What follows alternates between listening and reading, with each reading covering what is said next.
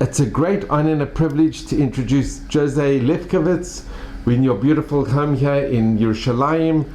And Joseph, you were born in Poland. Right. If you could just mention a little bit about your family and your background. Yeah. So my name is Joseph Lewkowicz. There were times that I did not have a name, I had a number. And even the number didn't count. But anyways, Baruch Hashem, I have a name, and I live in Eretz Yisrael. I was making Aliyah about 5 years ago. I was born in Poland, and we lived in Krakow, and we lived in the heart of the Jewish Krakow, the heart where all the Jews were living. And in 1939, as you know, the war broke out. The Nazis invaded Poland. They marched in without even one single shot. Open borders. We were digging trenches, and then Germans were already marching in. And I was 13 years old at the time.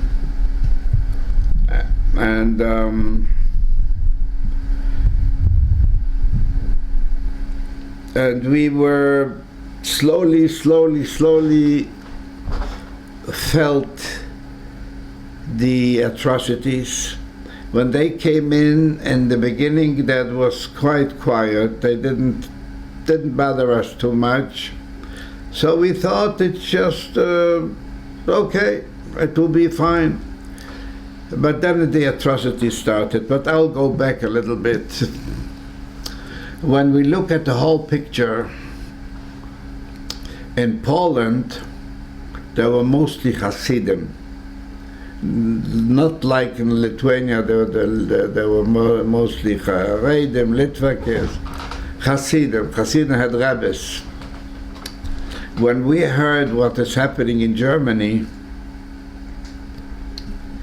first of all, they were deporting the Ostjuden, the Jews that came from Poland, from the Lithuania, from the Ukraine, from all these lost states where there was a lot of poverty, and the Jews emigrated to Western Europe, mostly to Germany.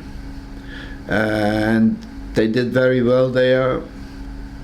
Unfortunately, their children were already assimilating, but also converting. It was a big time of a lot of conversion to Christianity.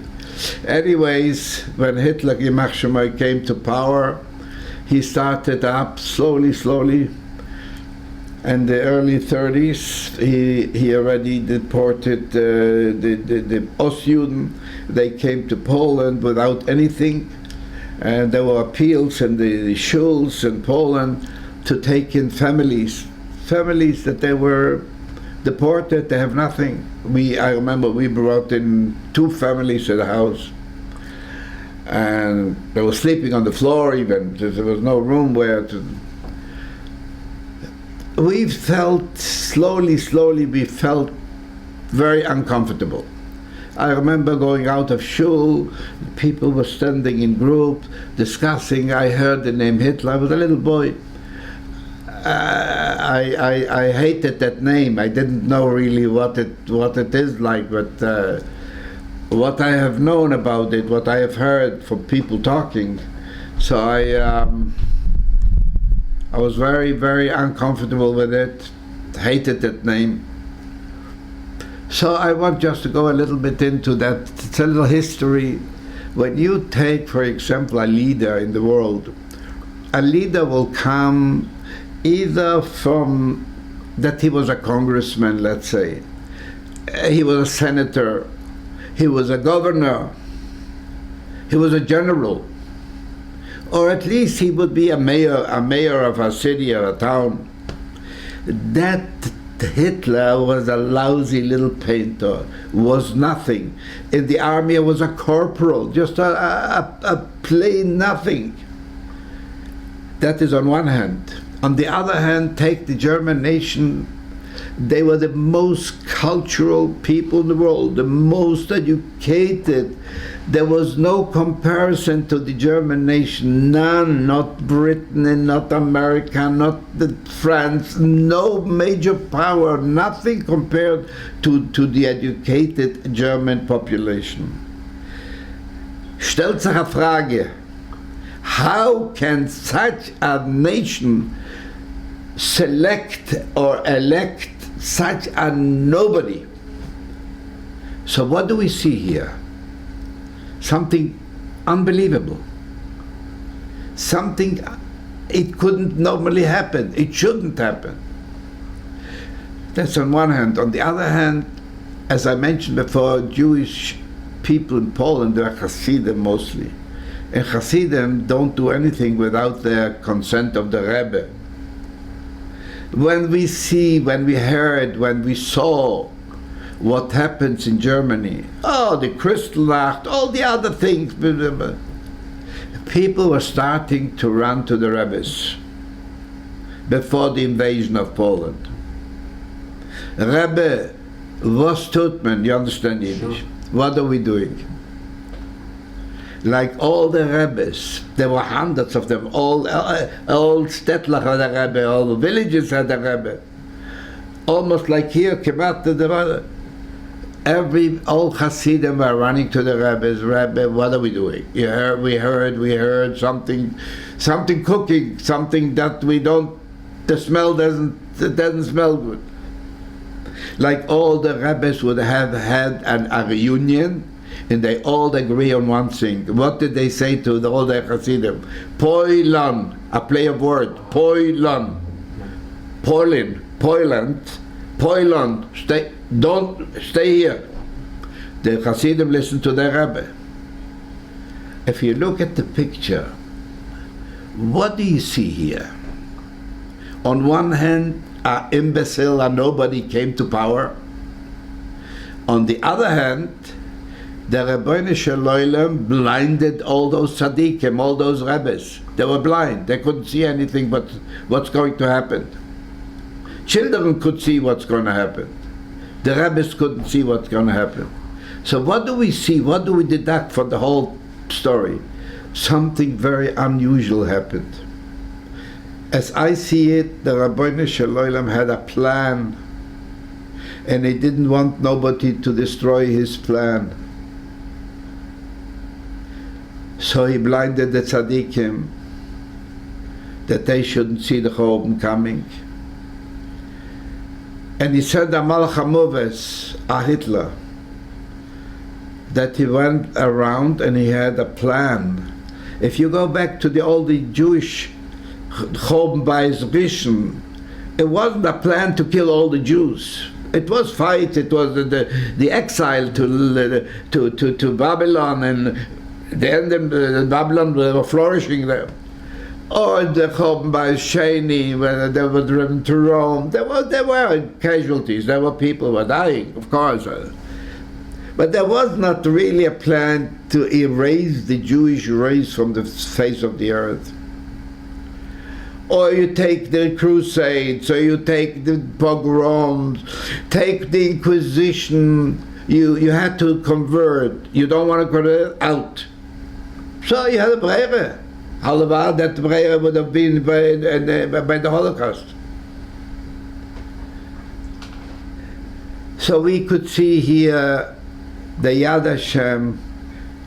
The Rebbeinu Shalom had a plan. He didn't want nobody to destroy that plan.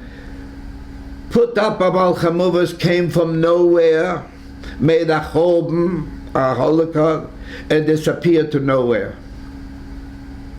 Even the bones, they don't know if it was his when they found in that bunker. Came from nowhere, disappeared to nowhere, made a home. Killed a third of us, killed 6 million Jews. There was a lot more. I don't have enough tears for the 6 million. there was over 50 million, like 54, 56, they say, World War II. Made a big home in the world. So we saw that was a Yad Hashem here. God had a plan. Now the only thing that we have is questions. Nobody has the answer. Questions. I sometimes have given an example.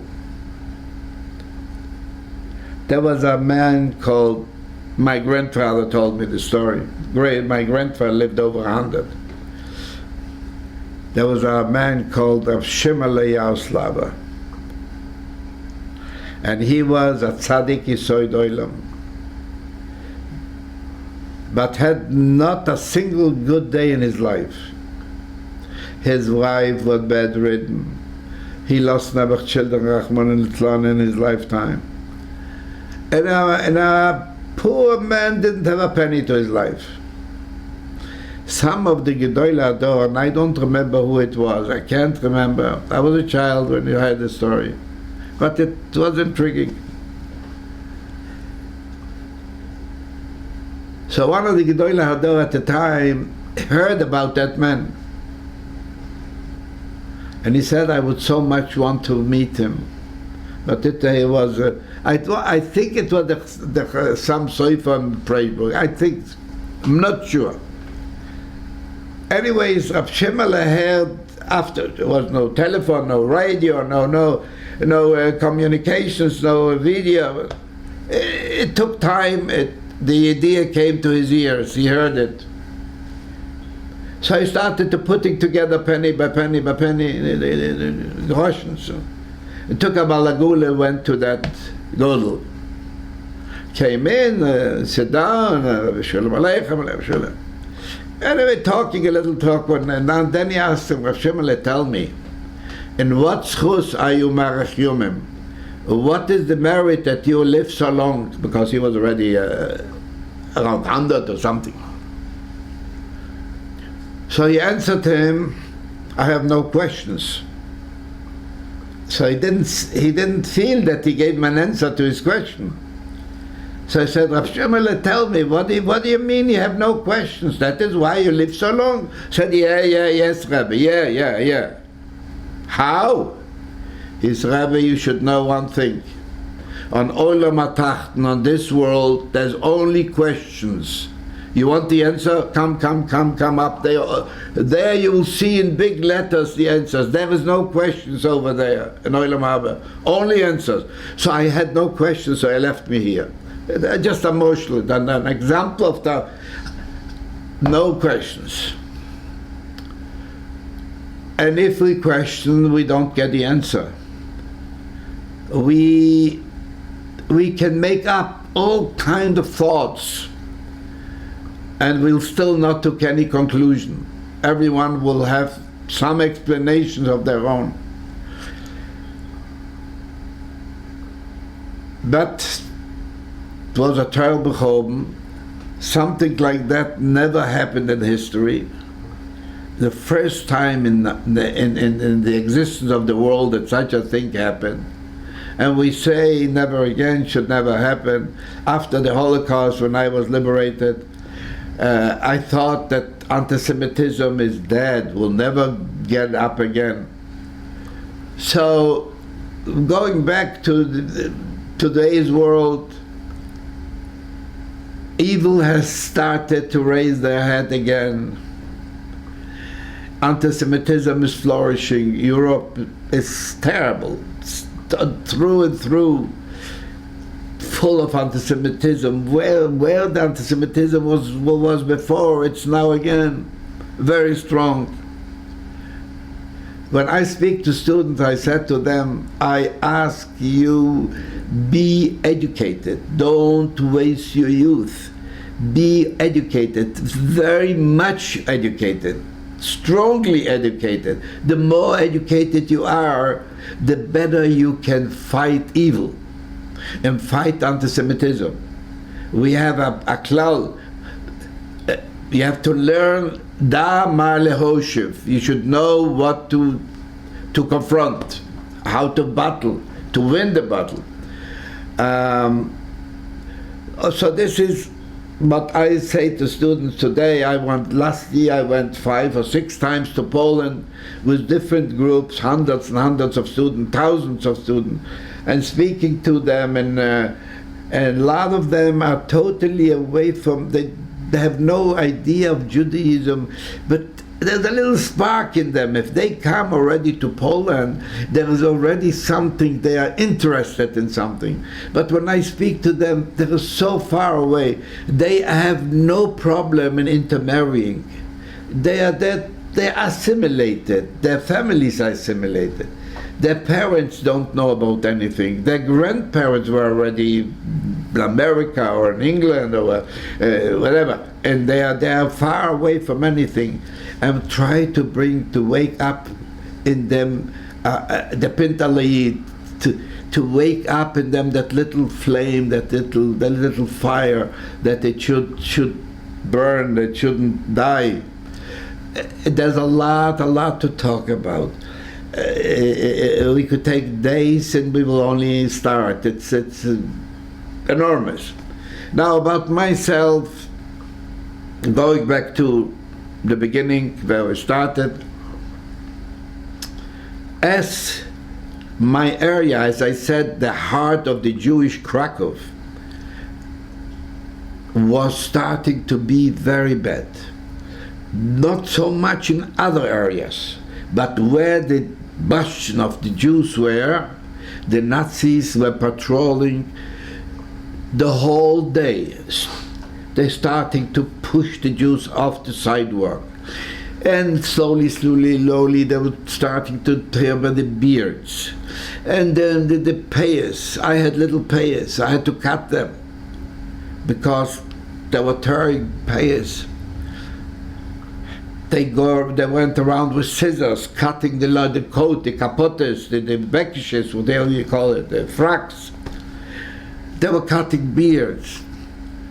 I have once seen something that unbelievable, that one of those Nazi SS took out a lighter and he lighted the beard of an old man, and he started yelling, screaming. There were a few of them. That is no people. That is beast. That is. There's no word to describe those Nazis. And you saw this? You actually saw? Yeah, you witnessed? Of course, I saw them standing. I was a little boy. I wasn't afraid. I was out in the street. I was looking at how they're marching and how they were yelling and how they were screaming. They told me, after I cut my payas and everything, they told me, you don't look Jewish. So when they asked to wear the patches or the bands with the Mugdovet, I took it off. I was just didn't wear it. And how old were you? 13 years. And there were shortages and then of things. There was not enough food. I used to lie down in the afternoon, in the early evening, on a sidewalk near a bakery, because in the morning they would open and sell some bread, a few loaves.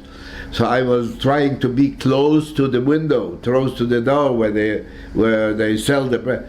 I was lying a whole night. I took a blanket, and I was a whole night sleeping there on the ground, on the sidewalk. There were big lines, and I was always trying to be early to be able to get a bread. It was shortages everywhere, and I was not afraid. I was traveling to little shtetl, to little places to buy things. I took money. I was a little boy to buy things, and I bought things that were short. For example, there was no salt. My mother was baking bread, got a little flour, and baking bread, but there was no salt, and we were so hungry like wolves. And when the bread was ready, we got a piece of bread. As hungry as we were, we could not eat it. We had to close our eyes. It is terrible. Without salt, it's like straw. You cannot imagine. As hungry as you are, you cannot eat it. So I was traveling around to buy, and I bought salt somewhere in the places, and brought it back to Krakow, and I sold it, and I made a lot of money as a young boy. Starting with all that was useless. The money wasn't worth anything after that. We lost. Anyway, so when it became so bad in Krakow, we had an uncle in a town. It was called Nowe Miasto, Neustadt in Yiddish. So we took a boat in the night, but it was very dangerous. My father, my mother, the family, the siblings, and we locked up everything. We left the house, and we went to Neustadt overnight. We were lucky to arrive there. Because he said it's quiet there. By us, it wasn't quiet anymore. It was dangerous, very bad. So we stayed there for a while. My father went out one day to buy something on the market, got beaten up by the SS. So we said, it's not quiet anymore. We started wandering. So we went to another place where my father had a flour mill. So we went to a place called Zalishitz, and we stayed there. And there they were taking us to forced labor. For every morning, we had to assemble forced labor, but we came back to the house at night. Until the day came, they sieged the town, and they ordered us to get out on the market by 6 o'clock in the morning, and you can take with you 10 kilos. And you will sit on the market. Everybody has to go out on the marketplace with 10 kilos. So the whole night we were big fear, crying, not sleeping at night, just trying to pack up a few things to whatever was most important. For what, we didn't know. Anyway, and we sit in the morning on the market. There were 17,000 Jews in Zalishitz. About in the afternoon, sit there from the morning, from 6 o'clock to about afternoon, 1, 2, something like that, I don't know. And they marched us to the train station, and they load up the whole train. And there was more people than the train could take, so they took trucks. And during the night there was such alarm. The SS were yelling and screaming, and they illuminated the whole market, and whoever will look out through the window will be shot. Whoever, the whole night yelling. I speak German, so I understood everything what they were talking. So they loaded the train, and then took trucks, and they drove us to a town called Miechuf. Machev. And in that town we were descended from the train, and we were marching to a place, a big field, and they asked us to sit on that field. Everybody sits down. So we were sitting there in the whole afternoon. I don't know how long the train took, an hour, 2 hours, something like that. And we were sitting on that field there. A whole day, you can imagine, not a drink, nothing, no food, nothing. Anyway, we sit there. The night started to fall. It started to get cold. It wasn't summertime. It started to get very cold, and the ground is moist. And every time it's more watery. End of the story. We were sitting till our waist in water. My father was a milliner, so he knew that they opened a dump somewhere and flooded that field. That we should, to demoralize us. That was the purpose. It was sitting in water the whole night, freezing. Even it wasn't summer, but it was at night, and it was freezing, and we were cold. And so day came. After night came day, and we're sitting there till about noontime or so. Afternoon. First of all, they pulled out some older people and took them away. My Zaydas, other people, and we heard some shots far away. So we imagined that was it. Anyway, end of the story. We should line up in the next day in the afternoon without a drink, without anything, hungry, thirsty, depressed, demoralized. Everybody should line up. A lot of lines. My family was in a line.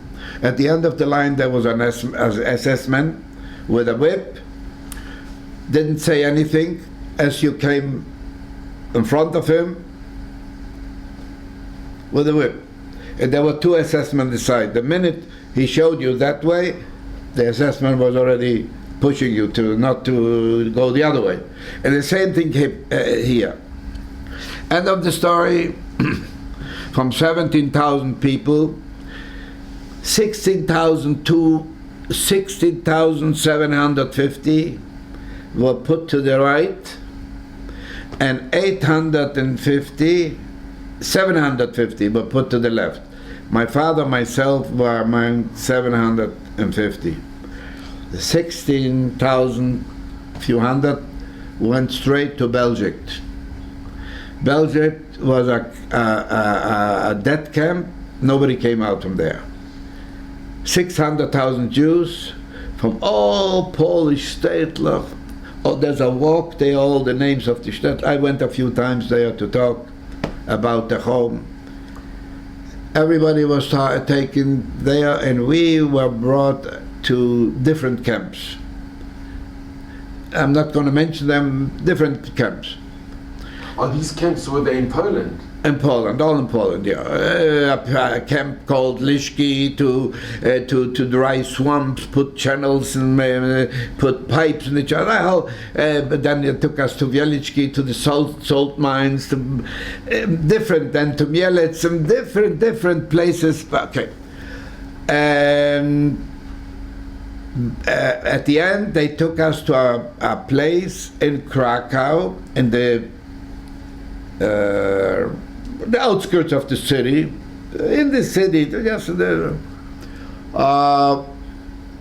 destroy a Jewish cemetery, a Besachai, called Jerusalemska.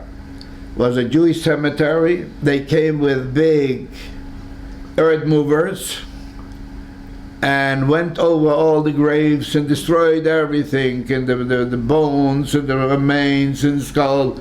And we were walking, I was walking with a shovel behind those earth movers to collect the bones. There was a guy with a wheelbarrow near me, so I put the bones there, and he put them wherever they asked him to dump it in some place.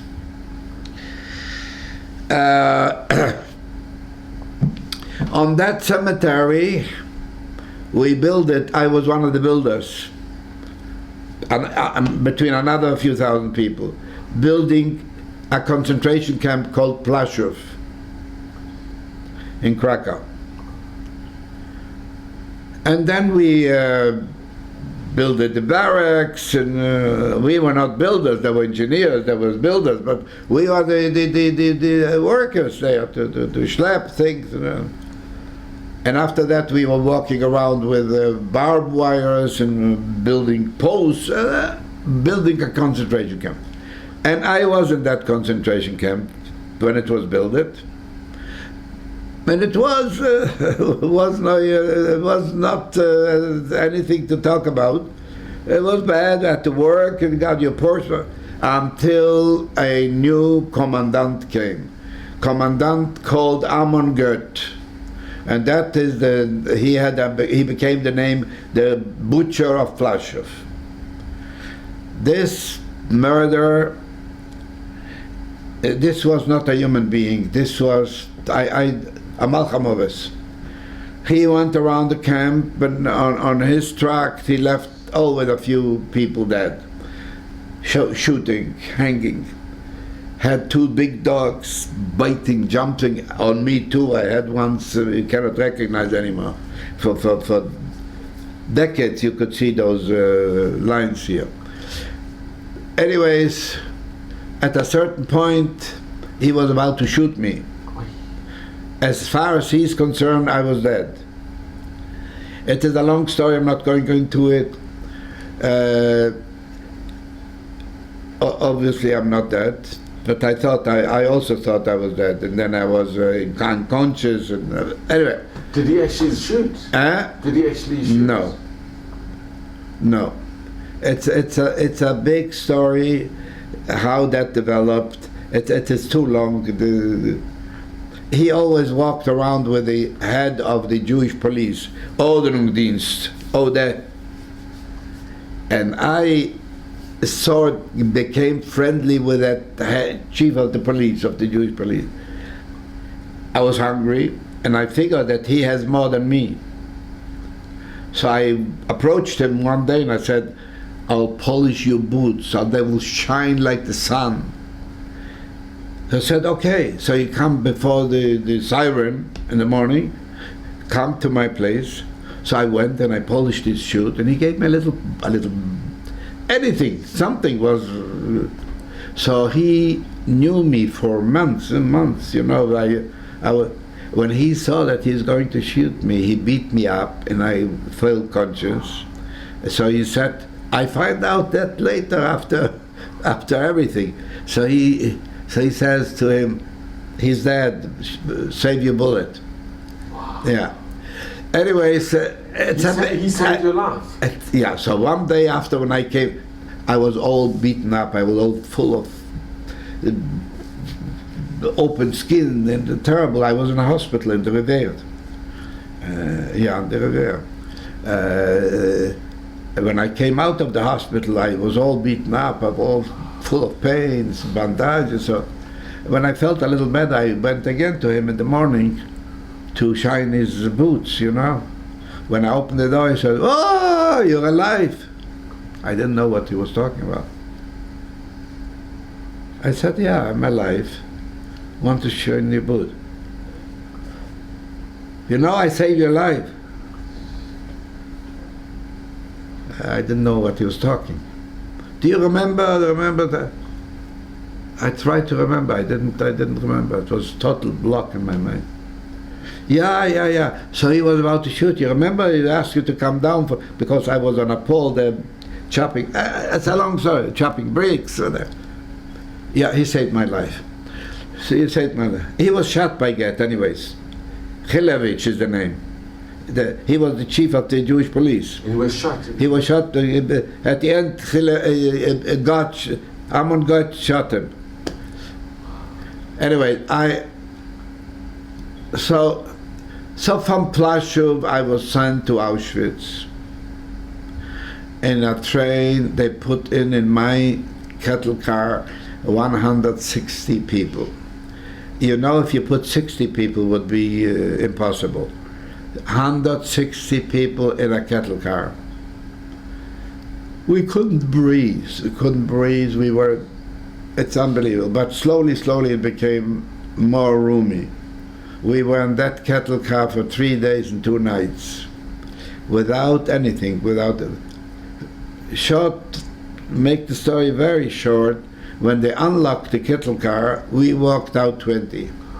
I was already touching the roof, layers and layers and layers of. It was so. My first job in Auschwitz was to clean up the dead. There were thousands of dead. From every cattle car walked up a few people. So altogether we were about 200 people there, alive, from the tens of thousands probably. We were busy with that, for bringing them to the crematorium, schlepping them with little wagons, with little cars.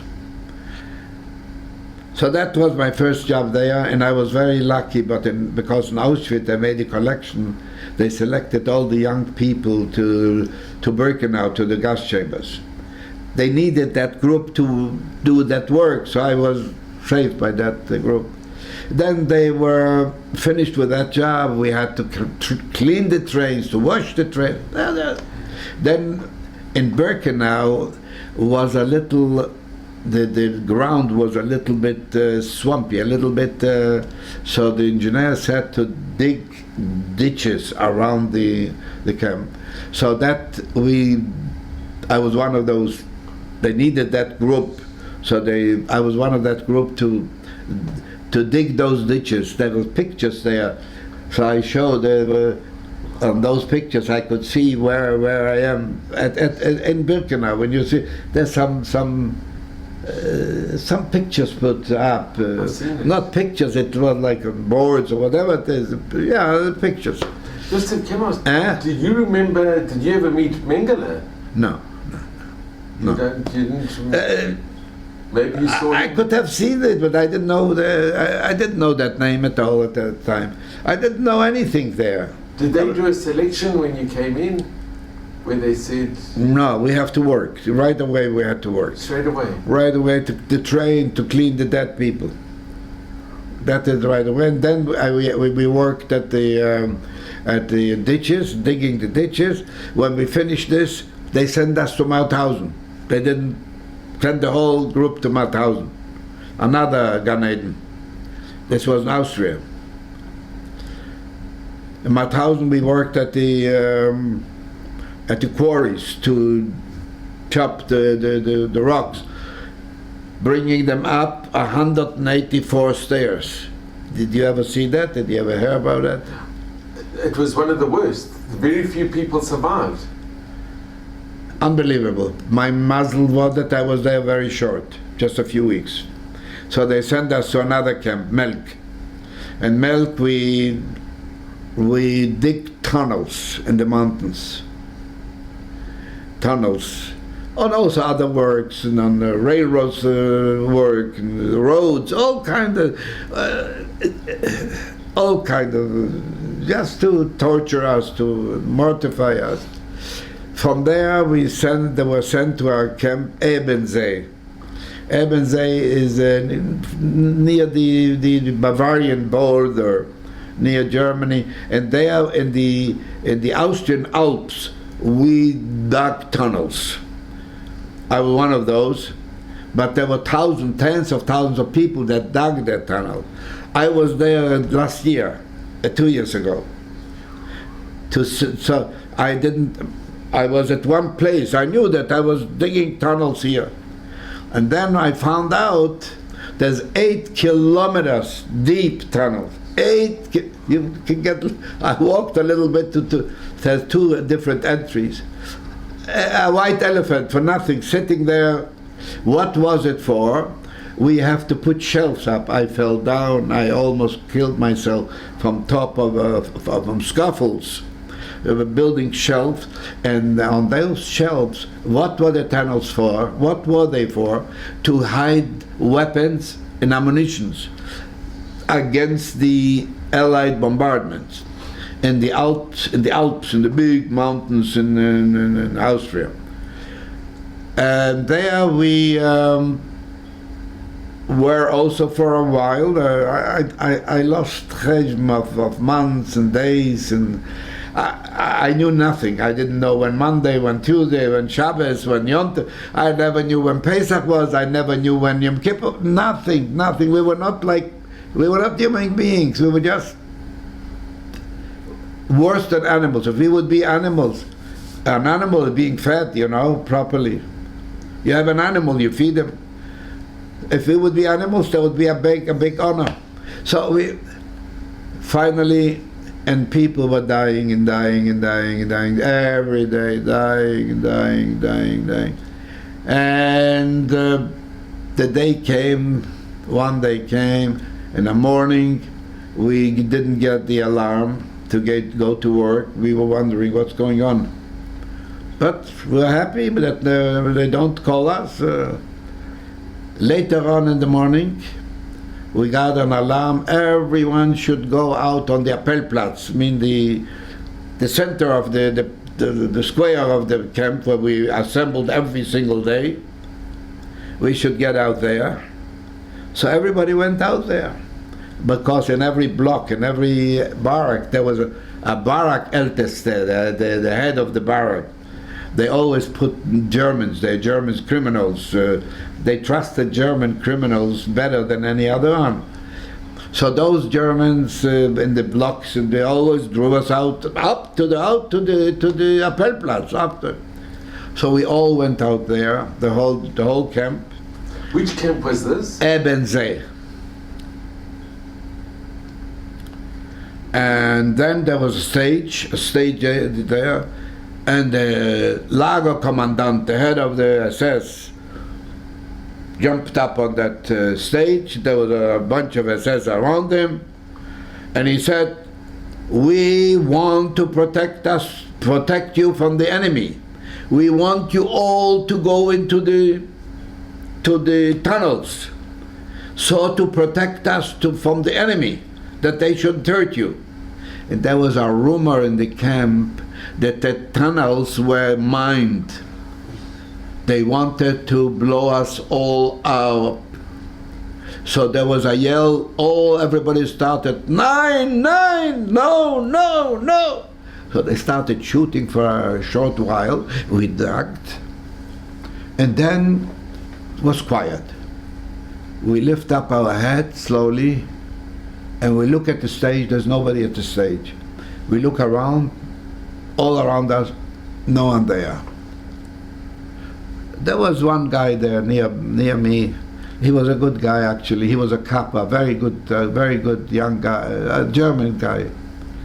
There's a lot to tell about him, how he helped us in many ways. So I asked him, "Lolo, what's going on?" "I don't know."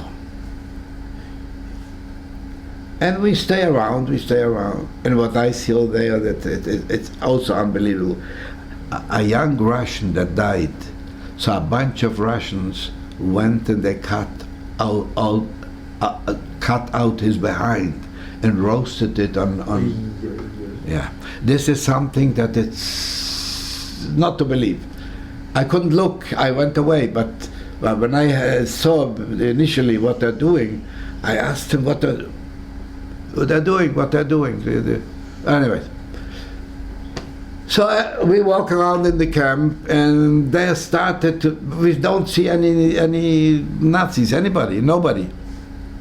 So people started to beat up the coppers. They started to take revenge on all kind of those bad people. They broke into the storage rooms, pulled out all that they found there, food, grabbing, fighting. I stayed away from everything. And as we stayed there, so he said to me, we were a few people, like 3, 4 people, "Let's go to the end of the camp, to the wires. Let's see what's happening there." So we went to the end of the camp, not to the beginning, not to the gate, but some to the end. And between the wires there was a walkway, The first wires were electrified, the others were not electrified. And we see an old German walking on that, with an old rifle, with a long coat, not an SS, a Wehrmacht, from the regular, an old guy. So my friend, Lolo, said to him, "Hi, what are you doing?" "Oh, I'm walking." "Who asked you to walk?" "Well, the officer told me to walk." "Who's your officer? What officer? From where are you?" I said, "The Wehrmacht." "But what are you supposed to do?" "Nothing. They told me to walk, so I'm walking." "Tell me, is the wires electrified?" He said, "No." "Can you touch it?" So he touched it. The minute he touched it, he grabbed 2 rocks, 2 stones, started to breaking the wires, and we put them away, and we went through the wires. And we said, "We are free." Just crazy, Well, we came back to the camp, and we saw, then a tank broke in through the main gate. American tank broke in, crashed through the gate. I remember I jumped on the tank, and I was screaming, "I'm Jewish, I'm Jewish." So one guy in the tank said, "I'm Jewish too." I said, "Can you give me something?" So he put it in the pocket and he gave me something, some candies.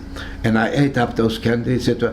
I found out later they were not candies, they were chewing gum. But I didn't know about that. I ate them. Anyways, And we were liberated. And then it was started the whole what and when and where. We were wandering from place to place. We were wandering from country to country. We took a boat on the Danube. We drove the stream down because that guy is from Vienna. So he said, come to my house. He was a guy. He wasn't a Jewish guy. He was a good guy. This is the one that the Lola, the capo. He was a guy. I'll just tell you one thing. When we were working on a railroad trucks, hard work, of course. So there's one man, an older man, a Jewish man said, Jews, Yidden, you know what day it is today?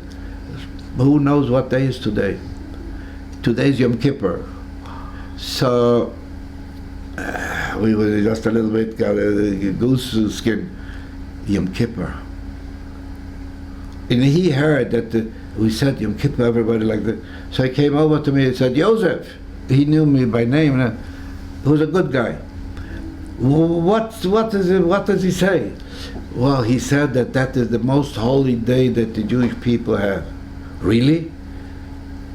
Lie down on the floor, don't work. Lie down on the floor, put down the shovels and the picks and everything. I will stand on that mountain of the big pile of gravel, because the SS, they were circling around. There were maybe 2 miles of lined up, hundreds, maybe thousands of people working. So there was a few SS walking around, you know. He was standing on the pile. When I give a yell, Zex, everybody grabs the shovels and work. I'll come down from there with a whip and I'll give you a few other. That's what happened. And when he passed away, he was out of sight. Sit down, don't work. That was a good guy, very good guy. He helped with whatever he could. So can I ask, why did he join you? Why was he? Who? This non-Jewish person. Why was he there? He was a criminal. He was a criminal. Oh, he was a criminal. A criminal. So he was a thief from profession. A young thief. I saw him after the war also stealing. That was his profession. He was happy about it. So the Nazis made him as a capo. You know, he was in the camp. He was a prisoner like me. But the Nazis always preferred to put Germans as on top of the Häftlingen. So anyway, my aim was after the war to come home, calling home. So I came back to Krakow. I came back to my home. We have our street. The street is on our name in Krakow. The street is there. My house was there. I went to my apartment on the second floor. So the janitor that used to live in the basement lived in my apartment. She said, come in. Gave me a glass of cold water. It was very hot outside. And I look around and I said, I remember that. I remember that. Yeah, I remember that. I had no interest in it, but just remembering home from the past, you know. It was like a good feeling. So I came I said, anybody came back? No, you're the first one. So I went a few times back and said, anybody came back? If somebody would come back, they would come home. I didn't know what happened till the end of the war. I didn't know. In the beginning of everything, my family was already dead. But I hope all the years. And your father, that you were? My father, we was working together with me in Plaszow. They were separating and they sent him to, I didn't know where. I know where they sent me, but he was sent at a different place. I only got from the International Red Cross a death certificate signed by our SS man. I have it somewhere. Verstorben, died, no explanation, in 1944 in Flossenburg, a concentration camp in Germany. Flossenburg. So I have a date. This is the other ones, nothing. Everybody went into Belgium. not 600,000 Jews, not a single one came out.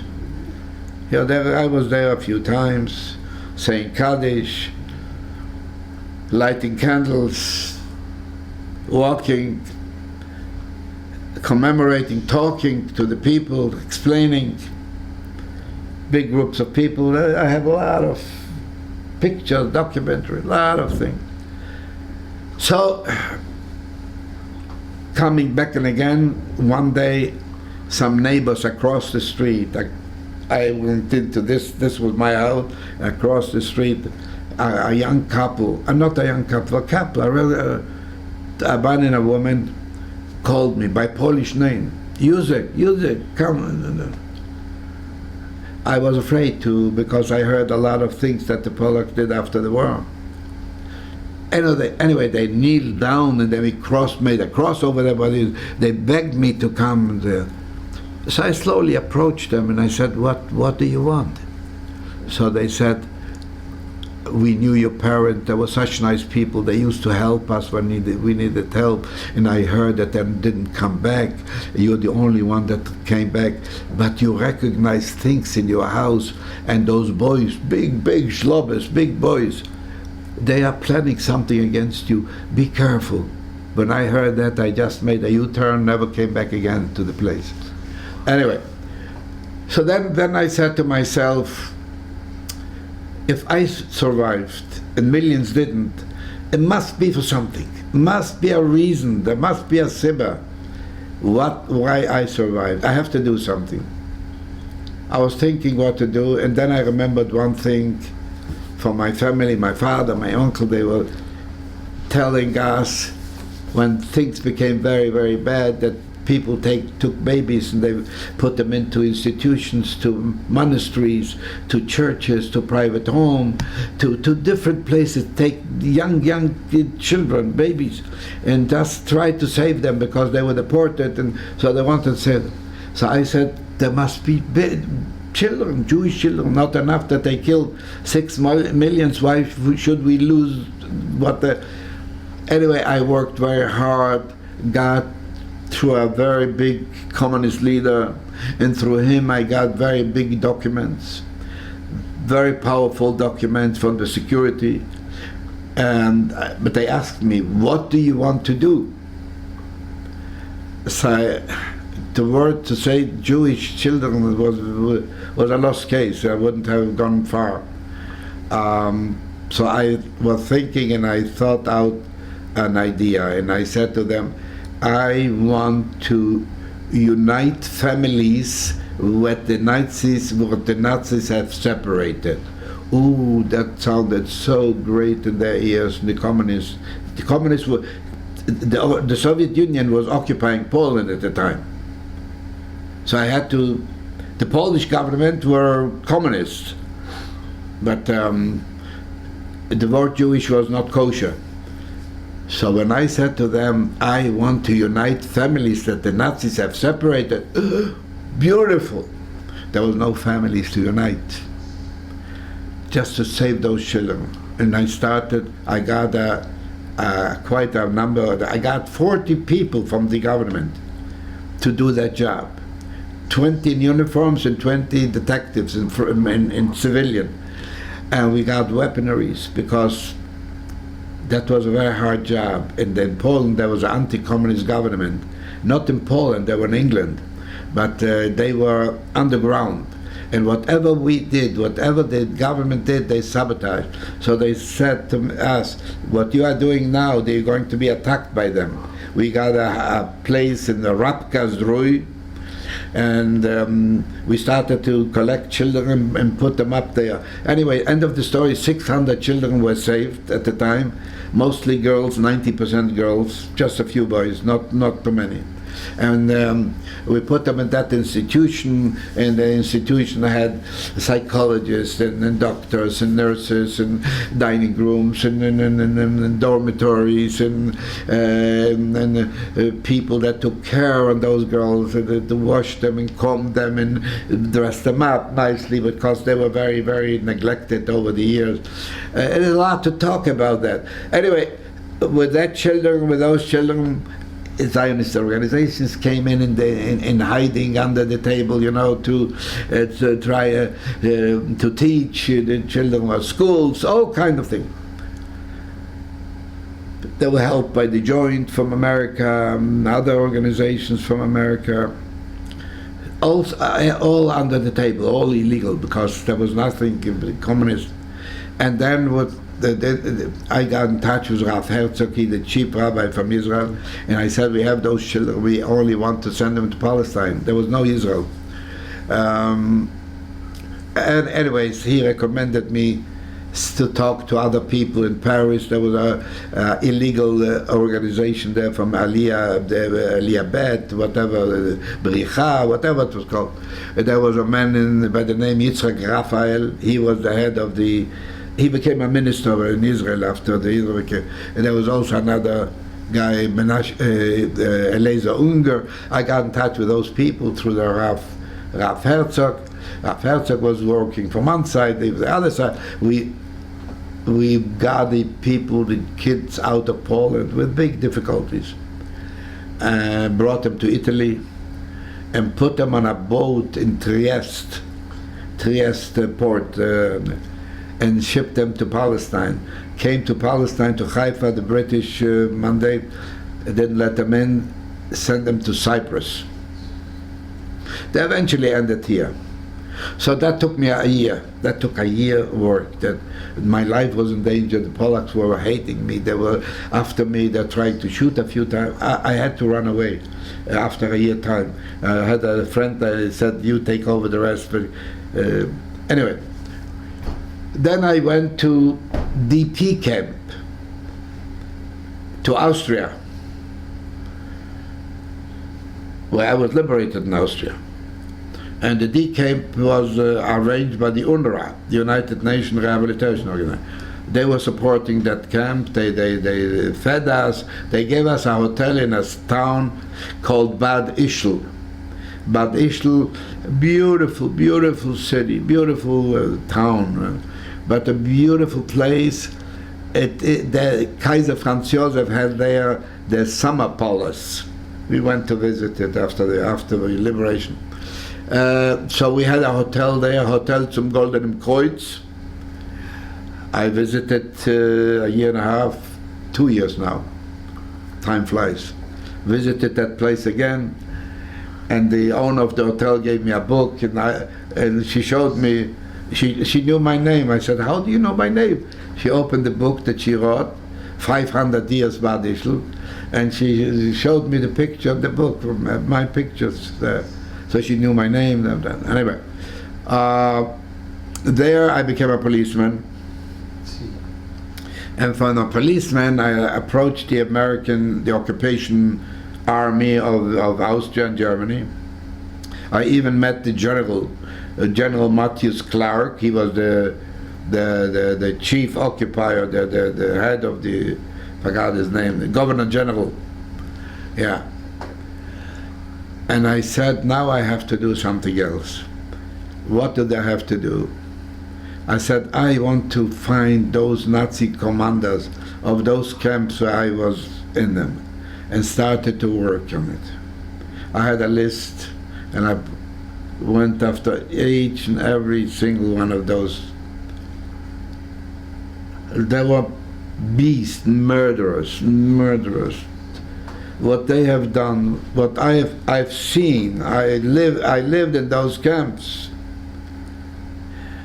Baruch Hashem, all those 6 that I had on my list, I all caught them, all of them, brought them all to justice.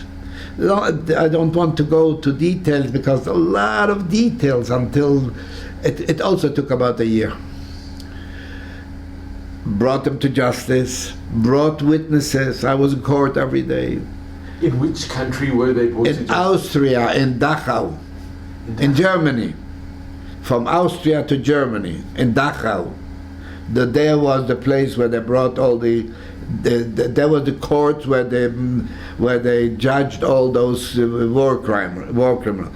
There was the big one in Nuremberg. There were all the ministers, but here there were the Nazis, the head Nazis of the concentration camps, all those murderous Nazis that Yeah. So And who were the judges? Were they mainly American? American judges, American military men, all military men. I have all those pictures, but it will take days. It's not just. And what happened to them? Were they sentenced to death, or? Every single one, I have the list of them. Every single one was condemned to die by hanging. And they were hanged?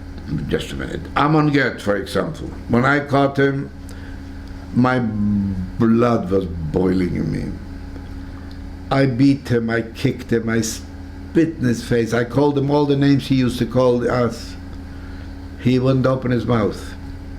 I put him in a jail in a little cell because I was afraid of him, because he was sitting among other prisoners. Put him here. I said he's a special, very, very worthy criminal. And I tried to talk to him, beating him, spitting on him. He wouldn't open his mouth, wouldn't react, nothing. He wanted to die already because he knew what for murderers I wanted to see if there was any remorse or something. There was nothing there. Nothing. So this took me a year. Anyway, they was about to hang him in Germany. So the Polish government came in and they said, stop. His crimes were permitted in Poland. We want him extradited to Poland. And the American authority agreed to it. They extradited him to Poland. Poland judged him again. Again, Nakamol. I was happy. Let him as much as dirt you can put on his face. Poland condemned him to die by hanging. He was hanged in Plaszow in the same spot where he hanged other people. So that is the end of the story. And I was there in Austria and Bad Ischl for a little while, and I was planning where to put my next step.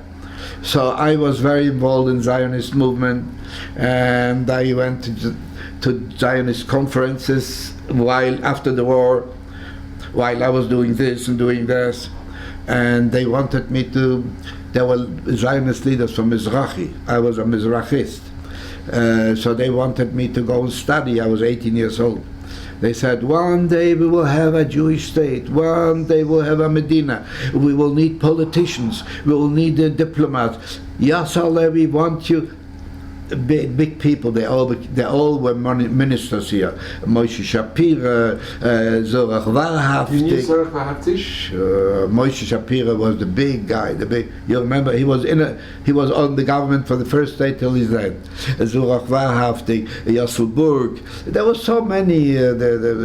Shai Bernstein. They want me to go to study. They want me.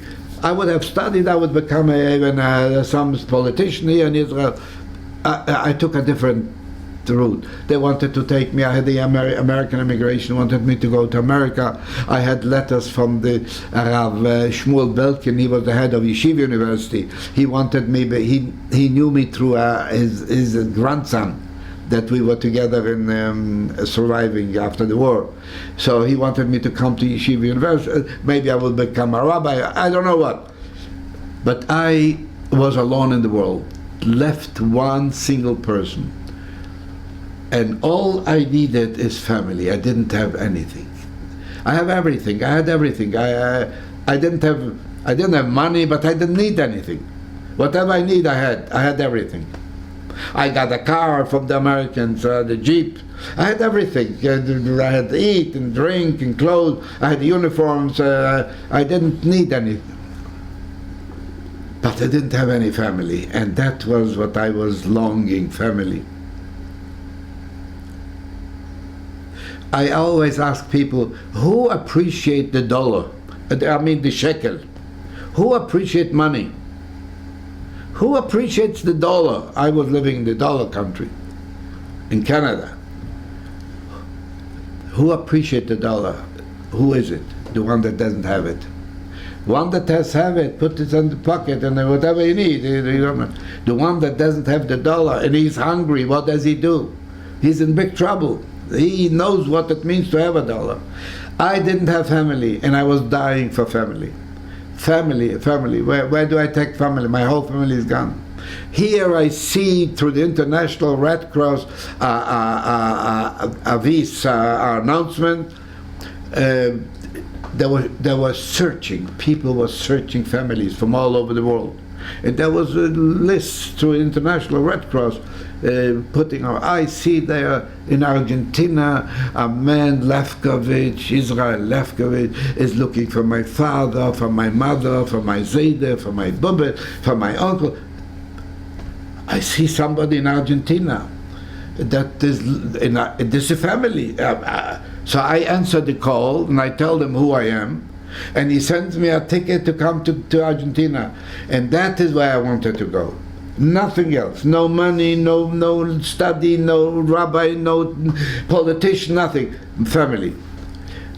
And I went to Argentina with difficulties. I'm not going into details because I ended up in Rio de Janeiro. I couldn't come to Argentina because they didn't let in Jews. Don't ask.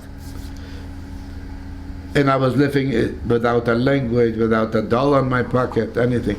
Living in Rio de Janeiro about 6 months, learned the language, started to work. And then eventually I went to Paraguay, made papers. I came to Argentina, not legally, but made up papers, all kind of things. And lived in so this is a great uncle, my Zayde's brother. You met your Zayde's brother? Of course, I came to him. He sponsored, he brought me. So I came to him, stayed by him. He had a factory. I went to work in his factory. I got an envelope every Friday with the money. And there were certain times I left that place. I wanted to be. It wasn't working anymore. There were different sibis why. It wasn't for me, the place, It was fine, respect them and everything, but it wasn't for me. So I was living in Argentina for 8 years. I was very, very successful there and everything. Socially, financially, everything. And then I went for business to Colombia, Bogota. And there I found my wife. From Polish parents, from Ostrowiec. I went a few times there. It was a long trip. To go from Buenos Aires to Bogota took me about a week. Place to place, go from Buenos Aires to Santiago de Chile to Ecuador, from Ecuador to Lima, anyways, because there was no direct flight, little planes at the time. And I got married, and they wanted me, Argentina became the dictatorship, Perón, they wanted me to live in Bogota, Colombia, so I moved to Colombia. And how old were you when you got married? What? How old were you when you got married? 26. Yeah. And Baruch Hashem, married, I couldn't find anything better in the whole world. That was once millions that you find such a Eish Israel. And I had, in Bogota, Colombia, I had 2 children. My oldest son, when he was school age, I had to leave. I wanted to give him some education that I didn't have. I wanted to give him some yeshiva education. I couldn't get it there. We tried to do all kind of things. We built a shul there. We built a mikveh there. We did all kind of brought rabbonim. The people didn't. It didn't. So I had to leave. I had it very well there financially. I left. I wanted to go to New York, didn't work out. I ended up in Canada. I was living in Canada for 56 years. Where in Canada? In Montreal. Yeah, 56 years. At 88, I was pushed by Nefesh B'Nefesh. On my birthday, I wanted to come to Israel. And it's not so easy. You have family, you have children, you have grandchildren, you have business, you have a house, you have this, you have that. I liquidated everything, what I could, and I said, I'm going. My children, well, Daddy, what are you doing? I'm going. And I did the right thing. If I wouldn't have gone at 88, I would never have gone. So I did make that decision. I came, and I had that apartment for over 60 years. And I was one of the builders of this. 60 years ago, we made a company, like 6 people, to build Yerushalayim. That was the purpose. There was wilderness here. I came here. There was, don't ask, it was near the no man's land. And this was the terrain, rocks, holes. And look, there's a beautiful building now. 3 buildings. We built a 3 building. This is number 47, 48, and 49. The big, long one, 48. Yeah, we put in a lot of money, and came in the early 80s. The government of Israel went bankrupt, and we lost all our money. But anyways, so I bought an apartment, like every partner that whoever wanted to buy. I bought an apartment, and was staying empty for years. And then I decided I'll rent it, because it was. And when I decided to come, I let the people know.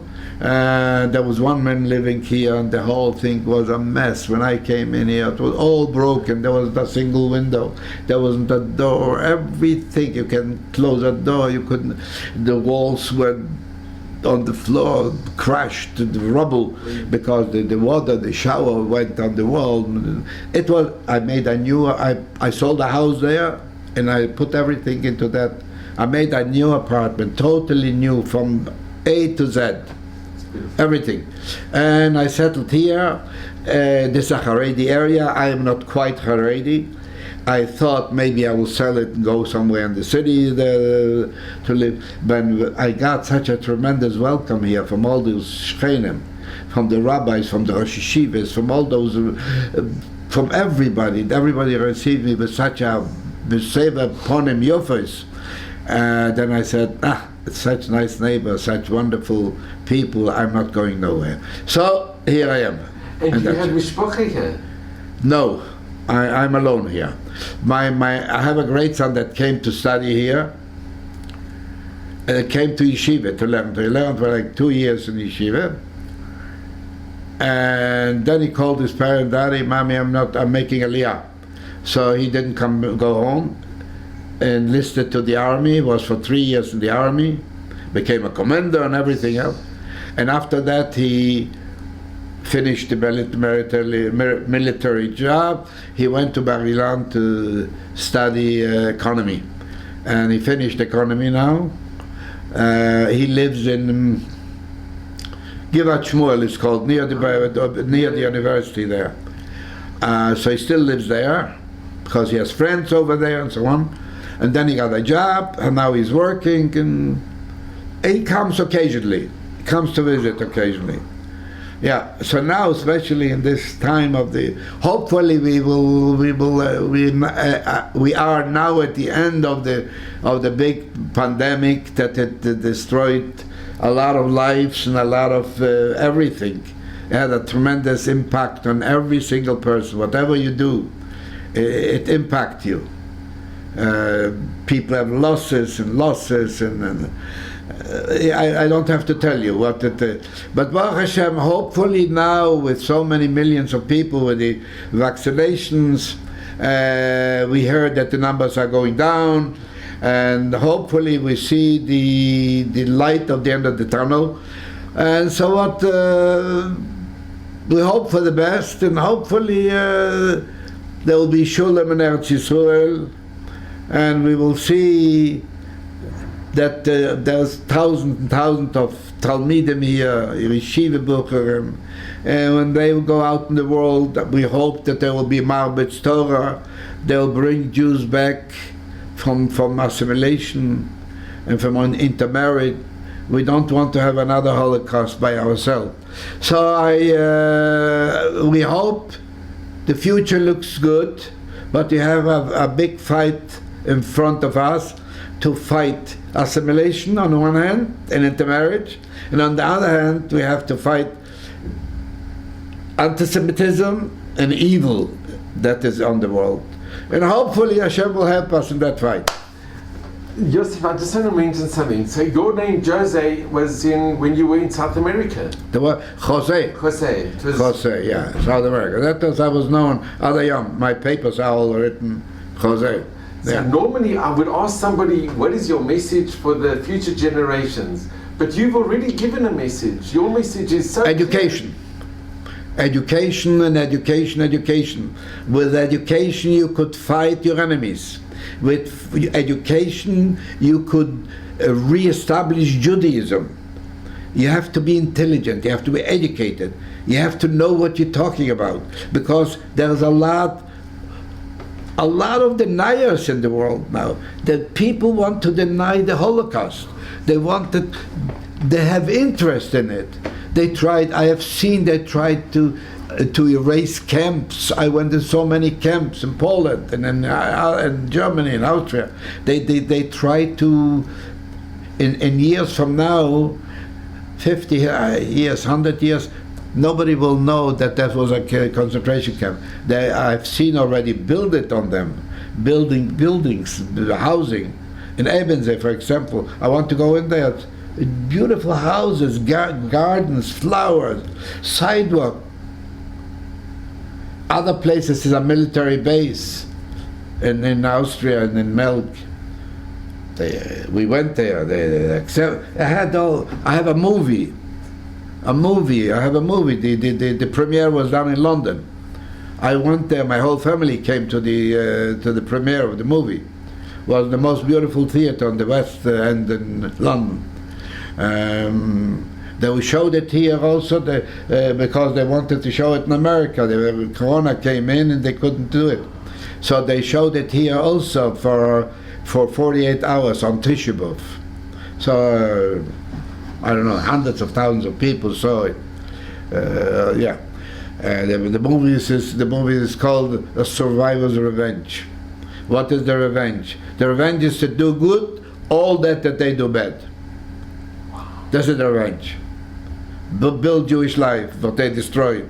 Fix what they destroyed. Repair what they destroyed. So that the message is, the future looks good. But we have to work hard. We have a lot of Talmidim. They will spread over the world. There will be mechanechim. There will be teachers. There will be rabbis. There will be educators. And wish them atzlacha. They should be successful in their work. Yeah. I just want to thank you. Josef, if I can I'll just over here with you. Really, I just want to thank you so much, Josef, from the bottom of my heart. It's just been, there are no words. Okay. There are no words to your story, what you went through, and you are so positive, and you have such emunah. Baruch Hashem. You have such emunah. It's mamish unbelievable. My emunah saved me. I say it to many people. I had to on what to hold on my emunah, in my best and my worst. I had to hold on to my emunah, to my God, and I felt Him on my side always. I always say to people, if I would be an unbeliever, tell me, to whom would I hope? To whom would I pray? To whom would I hold on in my words? To the lamppost? To whom? To the wall? I had a God. I had to whom to hold on. Wow, it's beautiful. Okay.